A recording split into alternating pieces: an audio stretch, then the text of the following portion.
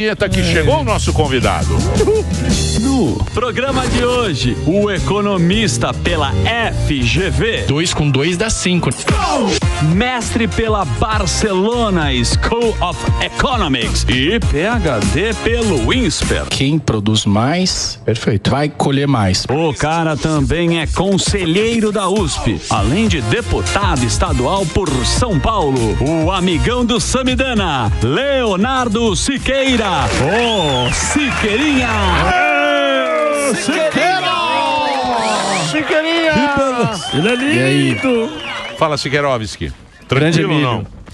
Eu acompanhei lá o seu... É o Twitter? Twitter. É, né? X agora, né? É X. É @LeoSiqueiraBR, o Instagram. E tem também o... que você tá agora falando da política, né? E agora eu lancei um canal no YouTube. Agora com vídeos mais longos e tal. Porque É Léo Siqueira também? Léo Siqueira, no YouTube, cadê? Não sei se tem aí, @LeoSiqueiraBR também. Tudo Léo Siqueira BR. Léo Siqueira BR nas redes, no Instagram, no X e no YouTube. Agora no YouTube. O que era mesmo que eu tava vendo? Era o... Treta, judiciário. Não, era o dólar. Era o dólar. Dólar 6, talvez. É. O pacote do Haddad. O pacote do Haddad. Exato. Você porque veio a traulitada. Veio. A traulitada. Você sabe que é uma traulitada. É um termo antigo. Sim, mas ele representa bem o que você acha que o arcabouço acabou. Essa traulitada... Nasceu morto. Mas a traulitada é para matar o arcabouço. Isso. Porque é 50 bi que o cara vai ter que pagar para a turma. Exato, é o seguinte, o governo criou lá o arcabouço fiscal, falou, o teto de gastos é ruim, então vamos criar uma regra nova. Aí criou uma regra nova, eles criaram. Aí falaram assim, nessa nova regra, a gente tem que ter um déficit zero em 2024. O déficit é quando os gastos... a receita menos os gastos do governo. Então, déficit zero significa que o governo não vai gastar nada mais do que arrecada. Aí chegou 2024, lá... 7 meses depois que fizeram a nova regra, viram que não ia conseguir cumprir essa regra. Aí falaram, sabe aquele déficit zero que a gente propôs em 2024? Na verdade, vai ser só 2025. Bom, aí jogou essa meta para frente, chegou, foi passando o ano, foi gastando, não foi conseguindo cortar, aí o governo viu que não ia cumprir a meta de novo. Então, o déficit estava estimado em 89 bilhões. Ou seja, o governo estava gastando mais, 89 bilhões a mais do que arrecadaria. Aí o pessoal falou, e aí, vai cortar ou não vai cortar? Porque você fez uma regra. Você falou que deveria economizar 89... deveria não gastar nada, né? E você está gastando 89 bilhões a mais. Aí o Haddad, um mês aí, falou que ia fazer um anúncio, anunciou o anúncio que ia fazer o anúncio. Fez aquele monte de reunião. Exato, um mês. Aí chegou lá e falou, não, a gente só vai cortar 30 bilhões, né? E, por quê? Mas não precisa cortar 89?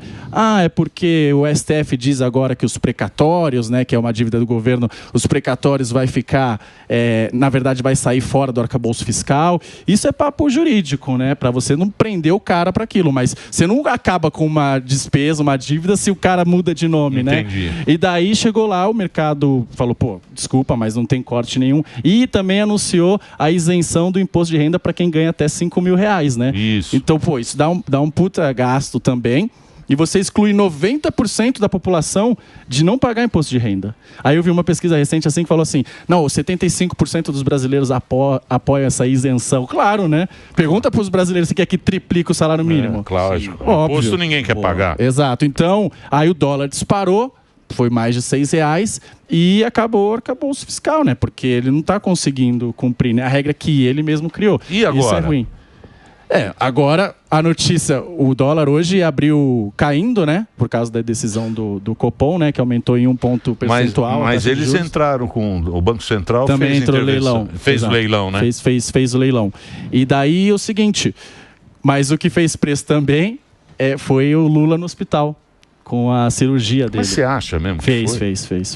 Porque estão chamando ele, né, de um pouco do Biden brasileiro, né? No sentido de que, olha, falta 2 anos ainda, mas cirurgias na cabeça é coisa séria, né?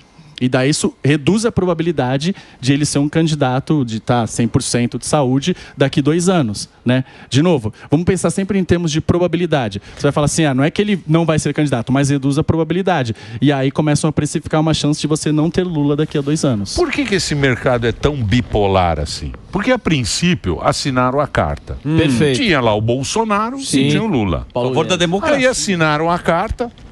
Não sei se você assinou também. Eu não. Pode procurar. Pesquisa aí. Olha lá. Pode procurar. Aposto 10 mil reais aqui ao vivo. Que fez um M. Pensem comigo. Aposto 10 mil ao vivo aqui. Não assinei, pode procurar. Pensem comigo. Nesse meio, não tem trouxa. Exato. Não tem trouxa. Sim. No princípio, os caras fizeram a carta, o Lula ganhou a eleição. Agora os caras estão torcendo no Lula no hospital. Que loucura. Por que esse mercado é assim? A gente tem que separar. A gente tem que separar 2 coisas. Quem assinou a carta não é grande parte do mercado financeiro, a Faria Lima ou o mercado. Não é. Tanto é que isso é uma pesquisa de que 75% reprovam do mercado financeiro. Sim, mas é que você pegou alguns nomes grandes, né? O Armínio Fraga, aquele vídeo seu sempre viraliza. Gatinho. Ele está não, então, mas eu quero entender. Mas foram algumas pessoas. O mercado todo não tem essa visão unânime de que lá atrás a gente gostaria do governo Lula. Agora é o seguinte, pensa o que é o mercado. O mercado nada mais, ele está alocando os recursos dos poupadores da sociedade em ativos que geram retorno, né? Você tem uma poupança, todo mundo aqui tem uma poupança. Você põe lá em um fundo e os gestores de fundos, eles precisam alocar isso daí para poder fazer render o seu dinheiro. Então, para você alocar o seu dinheiro, você precisa saber, olha, aquilo ali vai ser bom ou vai ser ruim? Você precisa antecipar os movimentos. Então, por exemplo, imagina que você tenha um terreno, né? E uma fazenda com estrada de terra, ela vale 1 milhão. Aí você fica sabendo que vão asfaltar a estrada de terra. Ela já não vale 1 milhão, já vale mais. Então o mercado antecipa esses movimentos, né? Então, você acha que o mercado foi iludido? O mercado foi iludido? Em 22? Acho que algumas pessoas tiveram o que a gente chama de wishful thinking, né? Eu gostaria aquela carta do Armínio Fraga, é verdade, conversa com Lula por telepatia. Ele tinha uma série de expectativas que não se concretizou, né? Então algumas pessoas tiveram uma expectativa que não se concretizou. Mas, de novo, eu não acredito, eu acho que foram algumas pessoas, o mercado como um todo não sabia que a política do Lula era ruim, e o Lula não está sendo o Lula 1, está sendo o Dilma 2. É o que estão falando. Chamam de Dilma. E outra coisa, né? Agora o governo também tem uma treta com a Faria Lima declarada, né? Exato, coloca então, assim, o governo como culpado. O agro já foi o malvadão e agora a Faria Lima, ela é a culpa e o Banco Central, era o Banco Central. Era o Banco Central. Era o Campos Neto, exato. Porque subiu a taxa de juros em 1 ponto percentual, né? De 11,25 para 12,25. E daí o que acontece? A Gleisi Hoffmann, né? Alguns políticos da esquerda falam assim, a culpa é do Campos Neto, a culpa é da Faria Lima, a culpa nunca é deles, né? Eles nunca assumem as responsabilidades pelos erros. Transfere o BO. Só que se você for olhar a decisão do Copom de ontem, que aumentou os juros, não é o Campos Neto é 1 voto, de 9. Todos os nobres votaram iguais. Foi unânime a decisão.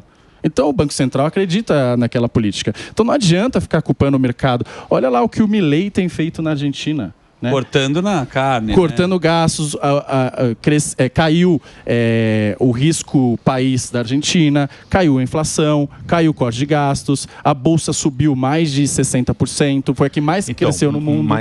Mas ele passou o chapéu lá no FMI, ele emprestou não sei quantos bi. Ele pegou emprestado. Pegou mais de 50 bi, é mal pagador, que é um problema também. Lembra o Brasil lá na época a gente devia também para o FMI. Então, quer dizer, também não é essa maravilha toda. Mas o que você está falando é o seguinte, a expectativa para a Argentina é melhor que a do Brasil. Mas muito melhor. Pelo que estão vendo, mas não quer dizer que vai dar certo a Argentina. Não quer dizer. Não é uma certeza. Não é certeza, né? E não é fácil. Porque pensa, a economia da Argentina é como um alcoólatra. alguém que bebe todos os dias e você é o médico e fala, olha, você precisa parar de beber que você vai morrer. E daí o cara para de beber, ele fica com a abstinência da coisa. Então ele começa a sentir mal, sente dor de cabeça, passa mal, né? Um cara que realmente é alcoólatra. Só que aí tem gente que fala assim, tá vendo? A culpa é do médico, que tirou a bebida dele. Claro que não, é porque esse cara tá viciado num negócio que faz mal para ele no curto prazo. E ele vai sentir alguns efeitos. Então a economia da Argentina tem sido assim. Mas o que o Milei está fazendo é inédito no mundo. Por exemplo, você quer ver um negócio que ele está fazendo lá? Piloto de avião.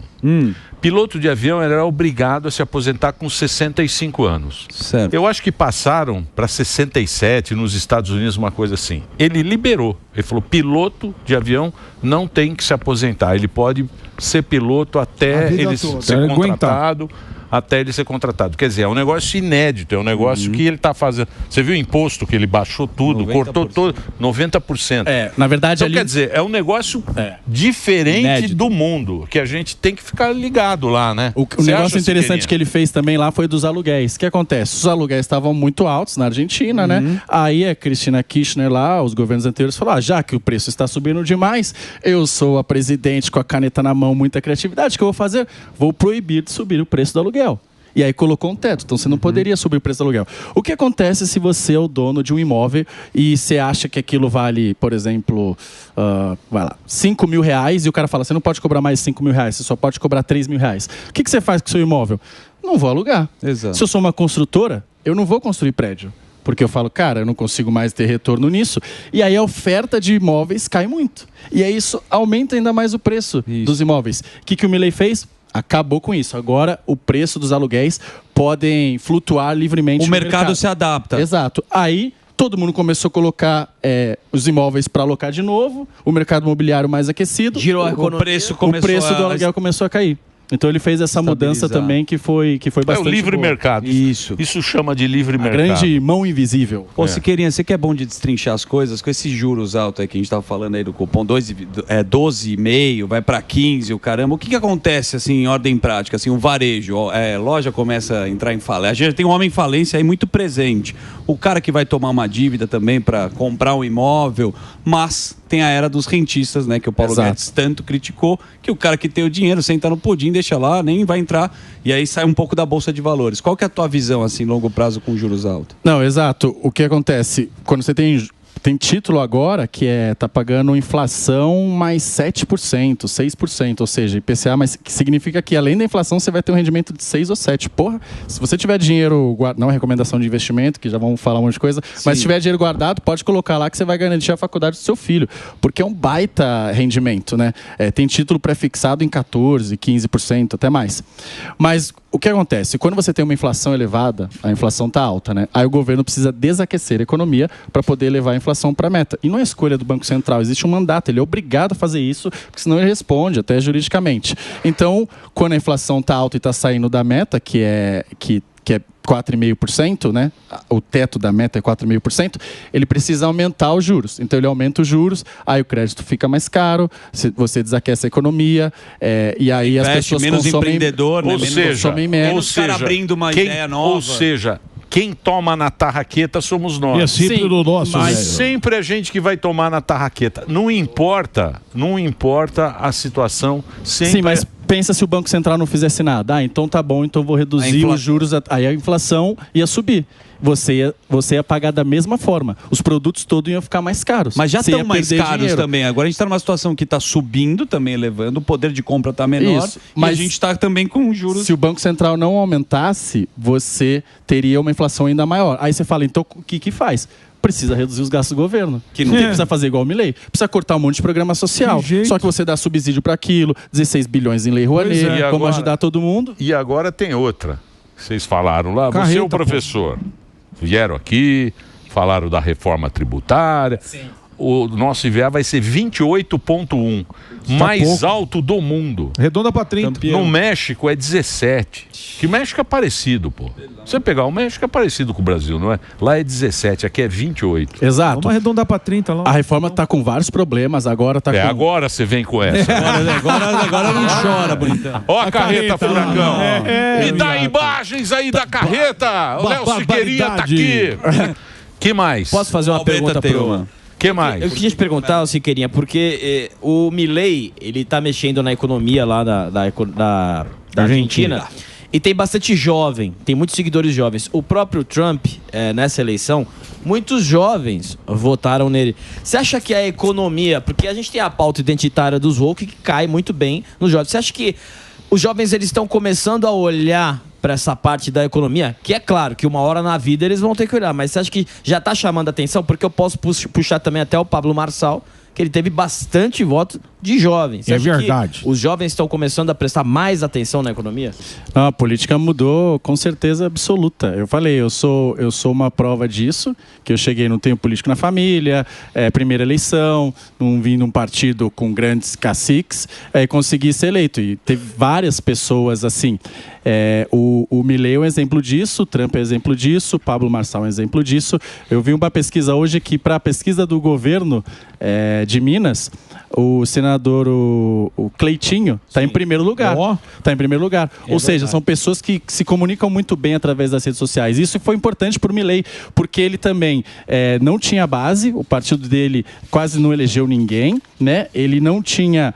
Ele estava no primeiro mandato dele, e aí... Só que ele consegue se comunicar muito bem. Uma rede social. E aí ele consegue fazer as pressões para que ele faça as mudanças. Colocar aerolíneas argentinas para privatização é muito difícil. Hoje ele tem apoio da população, então isso faz diferença com certeza absoluta. Então você acha que o Milei está indo bem? Você acha que esse é o caminho? É isso. A analogia que eu vejo é essa. É um alcoólatra em que você precisa tirar aquilo para que ele possa. Agora precisa ver o que vai acontecer nos próximos passos. Mas eu estou confiante, eu acho que essas medidas que deveriam ter sido feitas, e não só eu. Por isso que a Bolsa subiu, foi a que mais se valorizou no mundo. Você teve queda da inflação e agora a pobreza está começando a cair também. Então eu acho que agora ele vai começar a colher esses benefícios. E qual foi a grande diferença dele? Ele viu lá o governo do Macri e falou, o Macri veio com a história do gradualismo, né? De fazer tudo aos pouquinhos. Aos poucos. E ele falou, putz, isso não funcionou, né? A gente precisa fazer rápido. Maquiavel. Exato. Maquiavel, ele faz a maldade rápido e a bondade aos pouquinhos. Exato. Ele vai dando aos pouquinhos, fazer o mal, ele faz de uma vez. E aí ele fez todas as medidas necessárias rápidas e agora ele está começando a colher os benefícios. Vamos ver. Eu espero que dê certo, né? Para que sirva de exemplo para o Brasil e para demais países, né? Tá certo. Muito bem. Léo, tem mais? Uma coisa que o PT fala muito, olha, o desemprego diminuiu. Fala, a pobreza diminuiu. Saiu Não, o PIB. PIB cresceu. Tem esses números. E por que vocês estão falando mal? Eu já tentei falar várias vezes, mas as pessoas muitas vezes não concordam. Eu queria que você usasse a sua didática para explicar um pouco por que pode estar com uma situação preocupante, mesmo o PIB está indo bem, desemprego também indo bem. Inflação, até agora, não está acima do limite superior da meta, mas a gente não pode dizer que está descontrolada. Não, inflação, se você vai no mercado... Ah, sim, porque tem a inflação... É que você não vai no mercado. Você não vai. Tem cara que não vai no mercado. Não, ele manda... Tem duas assessoras. Tem duas assessoras. Você acha que o cara vai no mercado? Vai lá, mas assessora para palestra, né? Assessora. Deixa eu te falar. Quem vai, a pessoa que vai no mercado... Quando você vai no mercado... Você sente. Toda semana o preço está mais alto. Toda semana exatamente. Toda semana. Essa é a inflação. Isso é inflação mesmo ali no mercado. Exatamente. Se a gente tivesse em 2013, a gente estaria tendo exatamente essa mesma conversa. As pessoas estariam falando a mesma coisa. Foi na reeleição. Mas vocês estão reclamando da Dilma? Na Dilma? Mas o desemprego... Imagina a gente aqui em 2013. Mas o desemprego está 6,5%. Mas o PIB está crescendo 3,9%. Mas a economia está crescendo. As pessoas estão consumindo.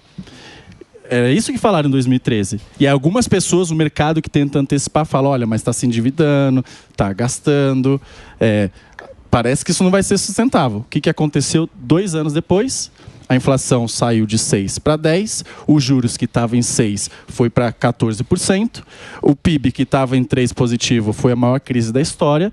Então eu vejo que um pouco isso está acontecendo. Sim, as variáveis reais, né, como a gente olha, PIB, desemprego, tão boas. Só que o governo está colocando os gastos de uma maneira sustentável. E se ele não fizer nada, o que vai acontecer é que a gente vai ver exatamente o que aconteceu no governo da Dilma antes.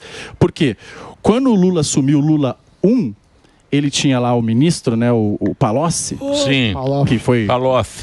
Mas ele Quem gosta do Palocci? Palocci? É o que cresceu também a barriga do Chiquinho. Olha aí, ó. O grande Pepe. Tava com saudade, né, Pepe? Pão de hambúrguer.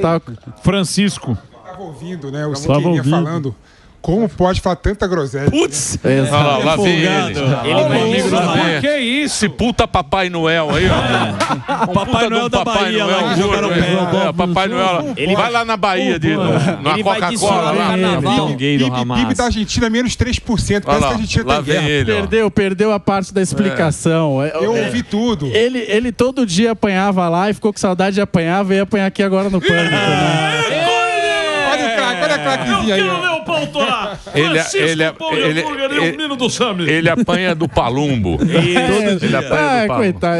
Ele vai desfilar no Carnaval Unidos do Hamas. De mim no argumento econômico. Ah, tá bom. Amigo do Hamas. E na lasanha também. Vai falar que a culpa é do Roberto Campos Neto também, igual falou, né? Também é, né? Claro que não. E os outros 8 que votaram a favor junto com ele? É política de corpo. Olha lá, tá vendo? Tá vendo?